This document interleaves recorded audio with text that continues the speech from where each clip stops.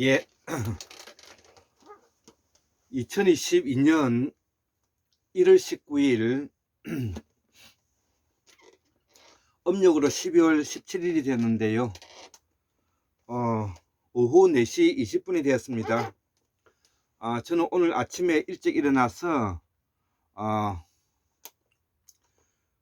한국문명학술원에서 특집으로 6강의를 하는데, 아침에 일어나서 한 5시 일어나서 2강의를 하고요. 서울에 갔다 와서 지금 현재 다시 정리를 해서 3번째 강의를 하고자 합니다.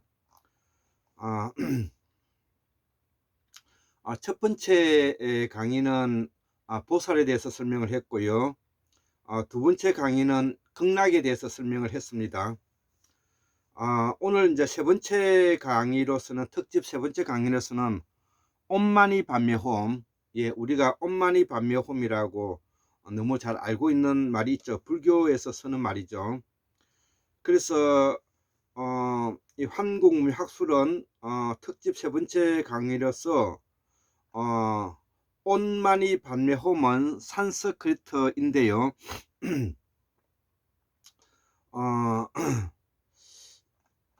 또 이 엄마니 반매홈은 이 불교의 천수경에 나오는 또 관세음보살의 진언이기도 하고, 또 관자재 보살과도 관계되는 것이고, 그래서 이 관세음보살에 대한 뜻을 우리가 앞에서 또 제가 설명을 했습니다. 간단하게 설명을 하면, 이 관세음보살이라는 뜻은 우리말로 바로 기대어서 봐라, 기대어서 봐라는 것이죠. 거기에다가 보살이 들어가 있으니까 본래 태어난 대로 살아라 이거죠. 그러니까 바로 기대서 바라보고 또 본래 태어난 대로 살아라, 근본 있는 삶을 살아라, 이런 뜻이 들어가 있는 것이죠. 그래서 이 엄마니 반매홈은 바로 온 천지에 많이 퍼뜨리라는 거죠. 파드메라는 것은 이거는 퍼뜨리라는 뜻입니다. 훔은 우주 만물의 진리를 퍼뜨려라, 온 천지에 많이, 이 뜻이 들어있는 것이죠. 그래서 온 천지 우주에 많이 퍼뜨려라. 무엇을? 관세음보살, 즉 다시 말하면 바로 기대어서 바로 기대서 바라봐라. 어떻게? 본래 당신이 가지고 태어난 모습대로 살아가는 것을. 너무나 뭐냐면은 소담하고 친근한 이야기입니다. 이것이 이제 종교화 되면 어떻게 변하는지 한번 제가 보면, 온 천지에 우주에 많은 것을 지혜와 관세음보살이 연꽃의 시방이 퍼져라는 이런 뜻으로 이해하고 있다는 것이죠. 그러면 이 말하고 제가 해석하고 있는 우리말을 바탕으로 해서 해석하고 있는 것은 매우 차이가 있는 것입니다.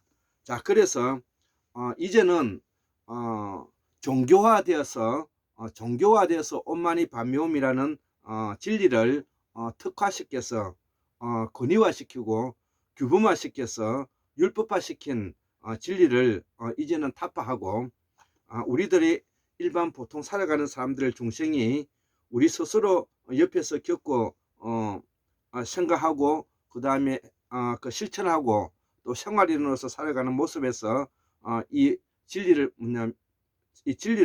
우리는 찾아가야 된다. 이 말을 제가 하고 있는 것입니다. 자, 그래서 제가 이 특집마다 조선 소도 종교 문화, 종교 이제 강산 박사님께서 뭐냐면 조선 소도 종교 문화에 대해서 잉카 마야 사라진 무대륙은 순다 대륙 순다 환인들이라고 했죠. 이 아메리카에 있는 그 토템폴을 바탕으로 해서 우리의 이 문화와 문명이 버머를 사용하는 사람 우리의 조상들이 잉카 마야 까지 우리가 퍼져 나갔다는 그런 이야기를 하고 있는 것입니다. 자, 그래서 오늘은 왜 이제 불교는 더 이상 설 자리를 잃어가고 있다는 것이죠. 그 이유는 불교 교리가 너무 관념화되어 있기 때문이고요.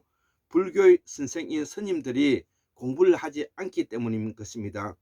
작금의 이 한국 불교에는 더더욱 공부를 하지 않는다, 이렇게 저는 이해하고 있습니다. 불교 용어는 산스크리트로 범어라고도 하고 실담어라고 하는데요.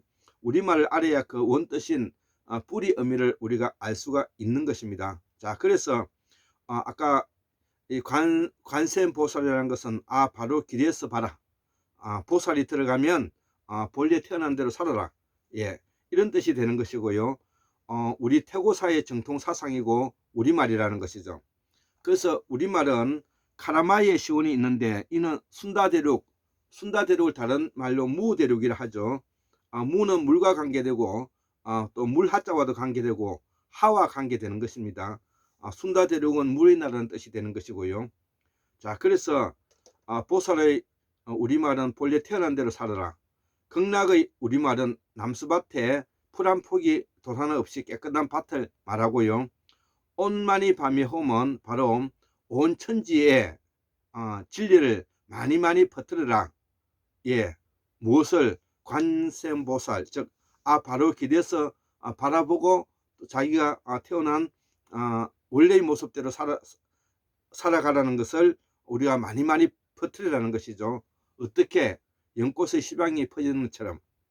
예, 나무 아미타불도 제가 앞으로 나중에 설명할 것이고요. 관세음보살에 대해서 설명을 하고, 또 여섯 번째, 지금도 절에 가면 수많은 보살이 다 우리의 선대조 환인 보살들이다. 특히 연등 금선사와 전불칠인에 대해서 율곤 이준재 선생님께서 상고사의 세발견에는 이런 율곤 이준재 선생님의 불후의 명작 상고사의 세발견, 예, 율곤 이준재 선생님이시죠. 예, 한의학의 대가이고 우리 역사를 새로운 지평을 열었던 사람으로서 매우 아주 유명한 사람입니다. 율곤 이준재 선생님. 예, 이 책입니다. 자, 그래서 이 온만이 밤여음을 좀 더 구체적으로 조금 더 설명해 보면, 이 온만이 밤여음은 우리 한자에 이 온만이 밤여음은 불교의 천수경에서 나오는 관세음보살의 진언에 있다는 것이죠. 그래서 우리말은 온 천지 우주에 많이 퍼뜨려져라. 진리를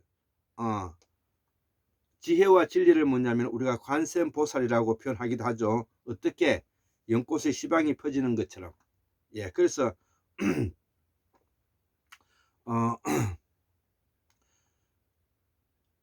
온만이 밤이라는 뜻을 우리가 알 수가 있고요. 자, 이거를 조금 더 구체적으로 또 다시 한번 우리가 그 범어의 바탕 위에서 설명을 해보면, 오음은 우주의 소리 에너지를 의미하며 보통 성음이라는 것이죠. 예, 오음은. 그리고 많이는 많이, 예, 온 천지에 많이 퍼뜨려라는 것이죠. 많이. 여의주로서 깨끗한 지혜를 상징하고, 판매라고 하죠. 판매. 예. 퍼뜨려라는 것이죠. 퍼뜨려라. 예. 시방을 파내, 시방을 파내, 연꽃으로 무량한 자비를 상징한다, 이런 뜻을 가지고 있는데, 시방을 파내서 퍼뜨려라는 것이죠. 그래서 이 마지막으로 훔은 우주의 소리를 말하는 것이고요. 이를 정리해 보면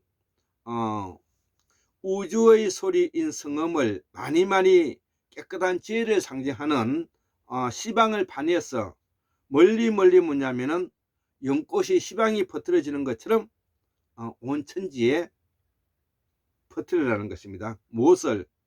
온만이 밤여홈, 무엇을 관세음보살, 관세음보살을 이렇게 이해하시면 되는 것입니다. 자, 이걸 암송하면은 사람의 내면적인 에너지, 지혜와 자비를 활성화시키고 우주의 에너지와 통합할 수 있게 된다. 이렇게 이거는 종교적인 해석이고요. 자, 우리 기하는 사람들이 기를 충전한 것과 같다. 이 경전은 육자진언을 관자재 보살의 민묘 본심이라고 표현하고 있기 때문에 이렇게 부르고 있다. 이처럼 육자진언을 관자재 보살의 민묘 본심이란 이런 뜻 자체가 뭐냐면은 바로 종교적인 표현인 것입니다. 또는 이 육자진언은 관자재 보살이 가지고 있는 진언이라는 뜻에서 라고 말하기도 한다. 육자진언은 온 우주에 충만하여 있는 지혜와 자비를 파내어서 지상의 모든 존재 진리에게 사람들에게 그대로 실현되리라 라는 이런 뜻을 담고 있다는 것이죠. 이것은 곧 육자진언을 염송하면 우주에 두루한 지혜와 자비가 수행자에게 실현되어 나간다는 그런 의미를 가지고 있는 것입니다. 우리가 이제 불교에 관련돼서 이 용어가 종교적으로 해석하면은 이 어렵지만 우리말을 바탕으로 해서 그 진언을 알게 되면, 진리의 말을 알게 되면은 우리가 훨씬 더 뭐냐면은 공부하기에 멀지 않다는 것입니다. 가령 예를 들어서 우리가 불교에서 공이라고 하는 것을 빌공자라 하는 것, 이것은 산스크리트는 수나타라 그러는데 우리말로는 수가 나타난다는 것이죠. 수가 나타난다는 것은 뭐냐면 생명의 근원처로서 우주의 본성으로 돌아간다는 것입니다. 생명의 근원처로서 우주의 본성으로 들어간다. 자, 그래서 공은 원래의 본성으로 들어가고 싶은 것이어서 그 시원은 물질이라는 것이죠. 그래서 본성이 있고 본질이 있는 것은 있죠. 그래서 본성은 본성의 원래의 자리로 돌아가고 싶어 하고요. 본질은 본질의 원래의 자리로 돌아가고 싶어 한다는 것이죠. 그래서 성은 성대로, 질은 질대로 돌아가고 싶어 한다는 것, 이게 공이라는 것입니다. 그래서 골장의학에서는 육신통의 교란 상태를 결정하는 것을 우리가 영이라 하고, 영은 존재를 인지하고 깨닫는 세포, 물성의 본성으로 돌아가고픈 세포, 지혜의 본성으로 가고픈 세포, 생식의 본능으로 가고픈 세포, 이렇게 제가 네 가지로 뭐냐면 정리를 해보았습니다. 수수만 년 인간이 자연과 투쟁해온 진화 과정의 흔적이고, 진화는 생명이다. 진화는 원래의 생명체에 들어가고자 하는 본성이다.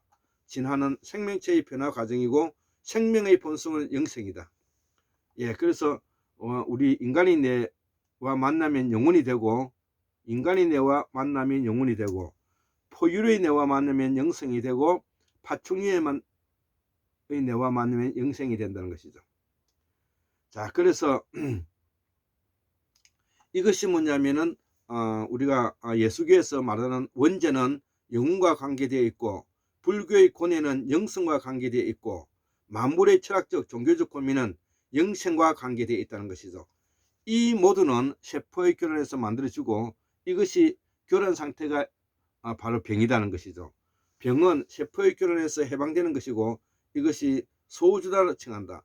세포 하나하나가 결정하는 과정을 우리는 영이라 한다. 이것을 우리가 골장의학이라 하는데요. 바로 세포 하나하나가 결정해 가는 것을 우리가 마음이라 하고, 이 마음을 다른 말로 기분, 느낌, 짜증이라 표현하고, 이걸 우리가 감정이라 표현한다는 것이죠.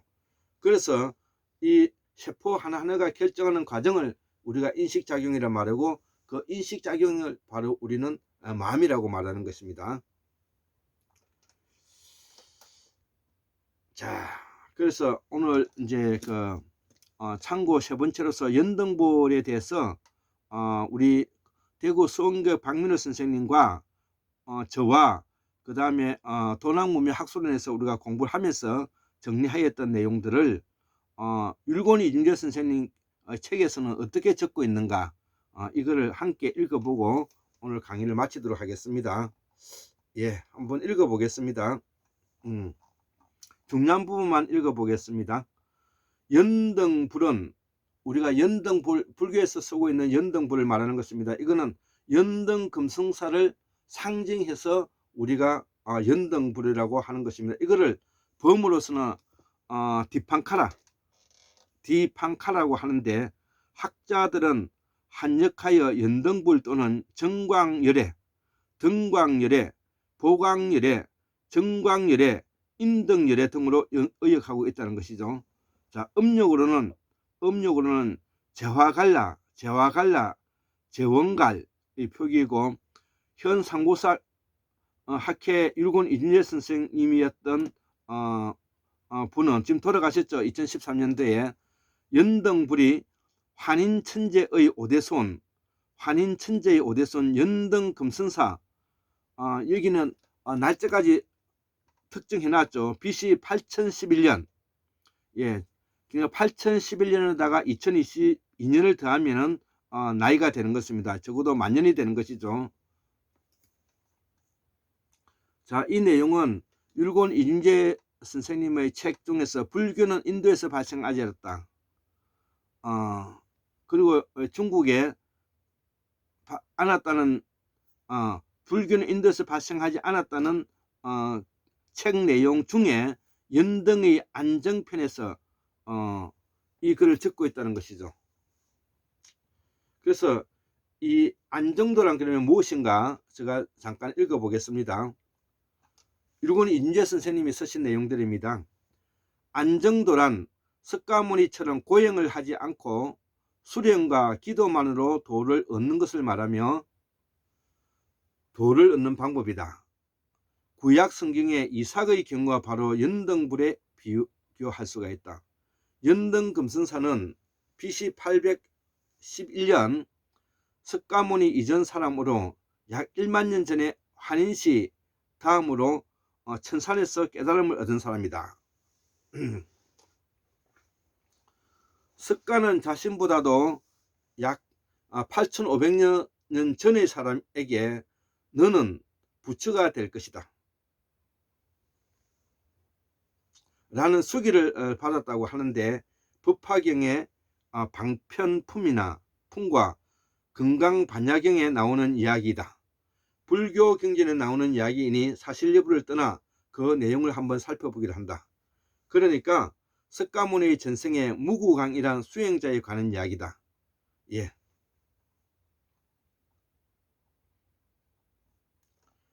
인터넷에서 검색했던 것을 가지고 제가 읽어드리겠습니다. 오랜 옛날에 연등은 제타위국의 태자로 태어났다.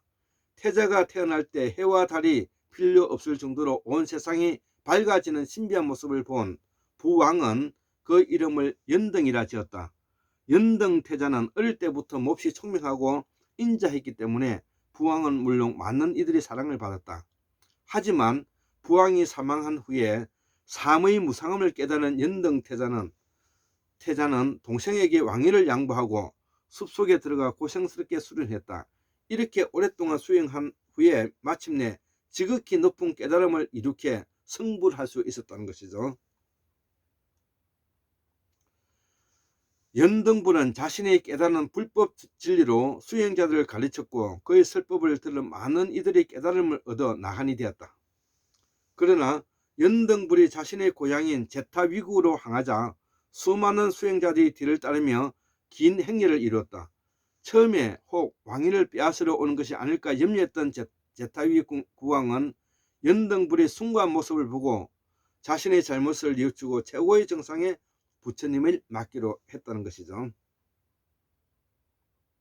왕은 7일 동안 정성을 다해 거국적인 공양 준비를 끝내고 다른 사람들에게는 개인적으로 꽃을 바치지 못하게 했다. 이때 무구강이란 어린 수행자가 마침 제타위국을 지나고 있었다. 그는 연등불이 오신다는 말을 듣고는 자신도 최대의 공경을 삼아 부처님께 공양을 올리고 싶었다. 하지만 제타위국에서는 국왕의 지엄한 품부가 있었기 때문에 어디서도 꽃을 살 수가 없었다. 다행히 한 여인이 꽃을 가득 담은 꽃병을 들고 무구강 동자 앞을 지나갔다. 무구강이 거액을 살해하며 꽃을 사고자 하자 연인이 그 연유를 물었다. 무구강 동자가 꽃을 사서 부처님께 공양을 드린다고 하자 인연은 그의 정성에 감동해 2송이 꽃을 맡기며 자신을 대신해 부처님께 꽃을 들여달라고 부탁했다. 이때 연등불은 제타위 국왕과 백성들에게 애워싸여 제타위국으로 걸어오고 있었다. 무구광 동자는 연등불께 나아가 꽃을 공양하고자 했지만 인파가 너무 많아 도저히 헤치고 나갈 수가 없었다. 그의 지극한 정성을 본 연등불이 신통으로 땅을 질펀하게 만들자 사람들이 양편으로 갈랐었다. 이에 무궁왕 동지는 연등불 앞에서 나아가 5송이 꽃을 부처님께 뿌렸다. 꽃들은 모두 공중에 머물다가 해를 가리는 우산으로 변해 모든 사람을 덮었고 2송이 꽃은 부처님의 2 어깨 위에 머물러 있었다. 무궁왕 동자는 이때 자신의 머리카락을 풀어 땅에 깔며 연등불께 자신의 머리를 밟고 가도록 했다. 연등불은 무구왕 동자와 순수한 마음을 알고 마침내 머리카락을 밟고 미소를 지었다. 그리고는 동자에게 그대는 장차 부처가 되어 나처럼 지혜와 자비로 모든 하늘과 땅을 제도할 것이다. 이때 이름은 석가모니다 라고 수기를 내렸다. 무구왕 동지는 이때부터 극진히 연등불을 섬겼고 연등불이 열반할 때까지 계율을 받들고 정법을 수여했다.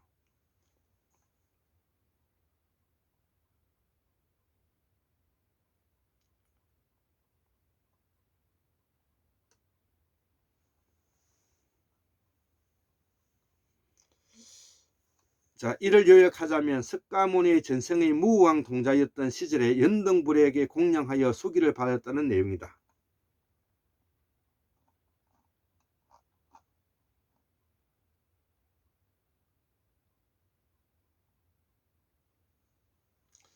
불교에서는 전불시대에 7 부처가 나타났다고 가르치는 비파시불, 시기불, 비사부불, 구루선불, 구나한모니불, 가섭불, 그리고 석가모니불이 있다.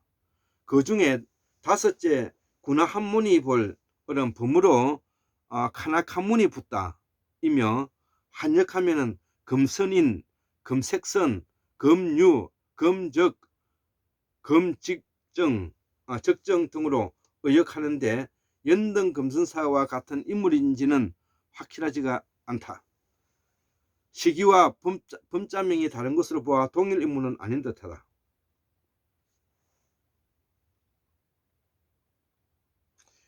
여기서 중요하게 말할 수 있는 것은 전불시대의 수두터가 어디인가 하는 것이다. 전불시대에 7 부처가 나타난다는 시기는 수억 년 전부터 몇 억급을 이야기하니 해당하기 어렵겠지만 그지없지만 삼국유서에 줄목하는 내용이 기록되었다. 가섭불 연자석 표면은 다음과 같다. 옥룡집과 자장전 및 제가전기에 다 이르기를 신라의 월성 동쪽 용궁의 남쪽에 가섭불의 연자석이 있으니 그곳은 전불시대 사람들의 터이다. 지금 황룡사의 지역은 7 절터 중의 하나이다. 국사에 의하면 진흥왕 즉위 13년인 개구 3년에 계유년 553년 2월에 월성 동쪽에 신궁 건축할 때 그 지역에 황룡이나 나타나서 왕의 의안에 생각하며 황룡사를 개조하였는데 연자성은 불전 후문에 있었다. 전에 한번 참배한 바 도로의 높이는 5, 6척 가량이며 그 둘리는 겨우 셋밤이다. 우뚝 섰는데 위는 편편하였다. 진흥왕이 절을 세운 뒤에 2번이나 화지를 긋고 돌로 가린 곳으로 생겨났다. 자, 그래서 이 연등금선사는 BC 8011년 석가모니에게 너는 부처가 될 것이라는 수기를 내렸었다. 석가모니가 득도한 곳은 지금의 인도가 아니라 바로 감숙성 도낭, 천산, 황희산, 삼위산 주위에 퍼져 있었던 천축국의 땅이었다. 지금 중앙로 거리에는 부처님 오신 날을 맞이하여 사람들이 연등에 불을 밝히고 부처님께 공양하며 긴 행렬로 행진하고 있다. 또 여인의 가슴에 두 송이 꽃이 안겨져 있고 무구강동지는 부처님께 공양드릴 꽃을 구하지 못해 분주히 밤거리를 헤매고 있다. 예, 이렇게 해서 온만이 반무해모에 대해서 강의를 마치도록 하겠습니다. 74,141년 1959년 2022년 1월 18일 화요일 골장 김덕수 도서를 올립니다. 예, 감사합니다.